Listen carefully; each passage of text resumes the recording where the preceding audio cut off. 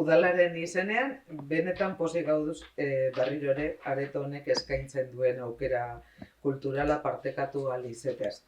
Guretzat, Amorebieta Etxanon, kultura ez da osagarri bat. Kultura lotura da, parte hartzea da, herritarren egunerokoa aberasteko tresna bat bada. Horregaitik, Zornotza Aretoko programazio berria ez da soilik eskaintza artistiko bat. Gure komunitatearentzako topagune bat ere bada. Adin eta gustu guztietara zabaldua.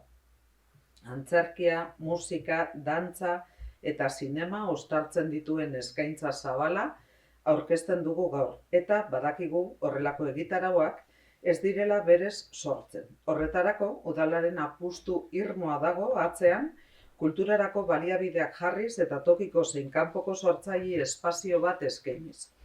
Otsailaren 7an hasiko dugu denboraldia. Eta egitarauak hainbat antzeslan, kontzertu, dantza, ikuskizun eta familientzako ikuskizun bereziak jasotzen ditu. Esaterako, nor naizen baneki antzeslana, zerua lapurtu dute dantza, Anaut taldeko kontzertua edo umei zuzendutako Alain familian emanaldia. Aurten, gainera, ohore handia da gure artean Alain Concepción izatea, soul jazzaren eta ahor musika estiloaren erreferente nagusietako bat. Eskerrik asko etortzagatik gaur, Alain, eta ongi etorri Zornotzara. Amaitzeko, gogorarazi nahi dizuet, Zelaieta zentroko bazkide izateak kultur eskaintzaz modu berezian gozatzeko aukera ematen duela. Zinema saio eta zuzeneko ikuskizunetarako sarrerak doan izateko aukera dago. Eta gainera, Amorebieta Etxanon urtebete baino gehiago erroldatute dauden pertsonak obariak ere jaso ditzakete. Eskerrik asko eta goza dezagun elkarrekin kulturaz. Orain, Alain Concepciónri pasatuko dio ditza, ohore dakogun ez dorremen izateaz, zurea da Alain, ez ez, Zeli. Bueno, ez dakit zer esan. Eskertuko Amorebieta Etxanoko udalari nire apuesta berezia ona ekartzea eta aretoan egiteko, netzat importante da, ze inoiz ez dut ipini askotan egon naz leku Bilbon edo Durangon edo Madrilen edo, baina azkenean aretoan ez dut egin inoiz nire lan baten aurkezpena, ez? Orduan, niretzat oso importante da. Eta baita ere, niretzat lan hau oso importante da, ze oindala azkenengo lana, atara nuen oindala 7 urte edo, orduan da, niretzat da berriro dana aurrera ipintzea, eta nagusia izan da. Eta azkenean hori nire herrian egitea,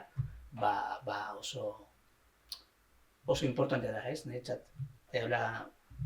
Gainera, lan hau niretzat importante da, ze holding love deitzen da, azkenean, hori, maitasuna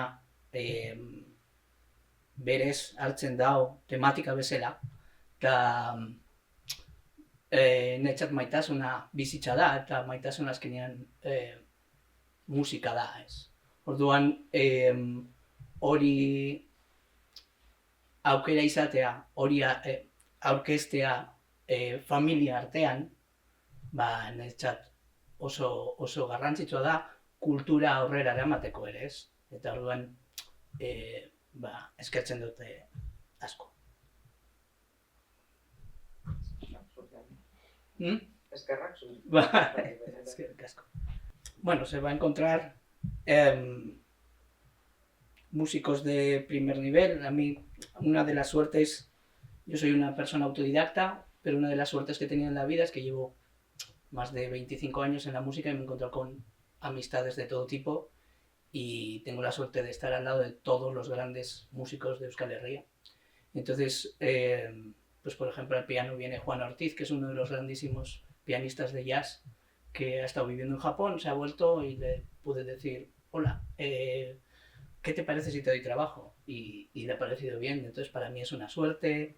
Björn Mendizábal a la batería, que es un grandísimo batería, José Gallardo, que siempre me acompaña al saxo, o sea, al final se van a encontrar sobre todo, lo que a mí me suele gustar decir es que es música para todos los públicos y música hecha desde el corazón, desde la escena, ¿no? Y desde la improvisación, desde la conexión y desde la entrega, ¿no? Que en definitiva es lo que resume mi carrera.